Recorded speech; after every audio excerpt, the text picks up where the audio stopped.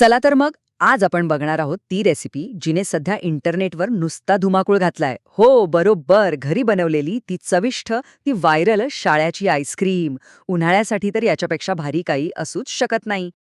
पण विचार करण्यासारखी गोष्ट आहे की इतकी साधीसुधी दिसणारी आईस्क्रीम अचानक इतकी व्हायरल का होतेय?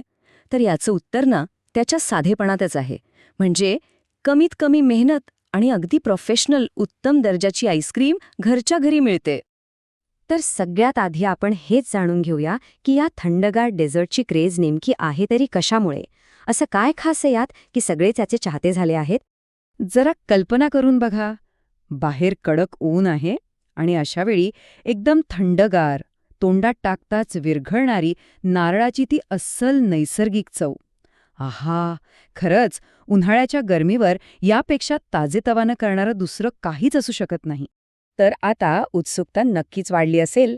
मग चला आता पुढे जाऊया आणि बघूया की ही अप्रतिम आईस्क्रीम बनवण्यासाठी आपल्याला कोणतं अगदी सोपं पण तितकंच महत्त्वाचं साहित्य लागणार आहे. बघा, साहित्य किती साधं आणि मोजकं आहे. शहाळ्याची मलई आणि पाणी हे देणार आहेत ती खरी नारळाची चव. मग कंडेन्स्ड मिल्क जे योग्य तो गोडवा देईल आणि फ्रेश क्रीम ज्यामुळे आईस्क्रीमला ते मस्त क्रीमी टेक्स्चर मिळेल. फक्त या 4 गोष्टी. आणि हो, ह्या सगळ्या साहित्यातला खरा हिरो कोण असेल तर ती आहे शहाळ्याची मलई. म्हणजे नेमकं काय तर कोवळ्या हिरव्या नारळाच्या आतला तो मऊ लुसलुशीत गर. ह्याचमुळे तर त्या आईस्क्रीमला ती अस्सल नैसर्गिक चव आणि ते क्रीमी टेक्स्चर येतं. हेच त्याचं खरं रहस्य आहे. चला तर मग साहित्य तर जमलं, आता वेळ आहे ती कृतीची. बघूया तर ही अप्रतिम आईस्क्रीम स्टेप बाय स्टेप बनवायची कशी ते. बघा, खूप सोपं आहे. सगळ्यात आधी काय करायचं तर शहाळ्याची मलई आणि शहाळ्याचं पाणी मिक्सरमधनं काढून त्याची एकदम गुळगुळीत मुलायम पेस्ट बनवून घ्यायची. मग एका वेगळ्या भांड्यात फ्रेश क्रीम घ्या आणि ते घट्ट होईपर्यंत फेटा.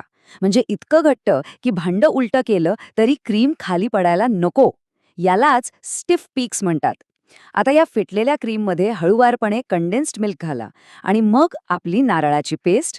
सगळं छान एकत्र झालं की एका हवाबंद डब्यात ओतून फ्रीज करायला ठेवायचं. झालं. आहे की नाही एकदम सोपं? तर आता कृतीचा सगळ्यात महत्वाचा आणि खरं सांगायचं तर सगळ्यात कठीण भाग येतोय. कारण आता फक्त वाट बघायची आहे आपल्या मेहनतीचा फळ मिळण्याची. हो, पुढची पायरी बघण्याआधी फक्त एक क्षण विचार करा. ते मलईदार, ते थंडगार टेक्स्चर आणि नारळाची ती आहा चव.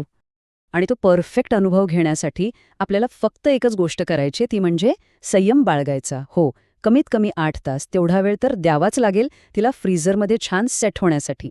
म्हणजे ती एकदम परफेक्ट घट्ट होय. आणि मग 8 तासांनी स्वतःच्या हाताने बनवलेली ती अप्रतिम शहाळ्याची आईस्क्रीम खाण्यासाठी तयार असेल. फक्त डबा उघडा, स्कूप काढा आणि बस आस्वाद घ्या.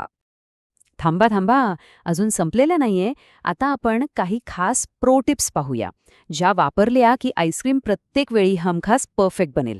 फक्त 3 सोप्या गोष्टी लक्षात ठेवायच्या आहेत. 1. नारळाची पेस्ट अगदी गुळगुळीत करा, म्हणजे आईस्क्रीमचं टेक्स्चर एकदम सिल्कसारखं मुलायम होईल. 2. क्रीम स्टिफ पीक्स येईपर्यंत फेटा, यामुळे आईस्क्रीम हलकी आणि हवेशीर बनते. आणि सगळ्यात महत्त्वाचं 3. डबा नेहमी हवाबंदच वापरा, म्हणजे त्यात बर्फाचे कण जमा होत नाहीत आणि आईस्क्रीम मस्त क्रीमी राहते. तर मग आता ही सोपी आणि भन्नाट रेसिपी ट्राय करायला हरकत नाही, बरोबर? कोण जाणे, कदाचित पुढचा व्हायरल ट्रेंड आपल्याच किचनमधनं सुरू होईल.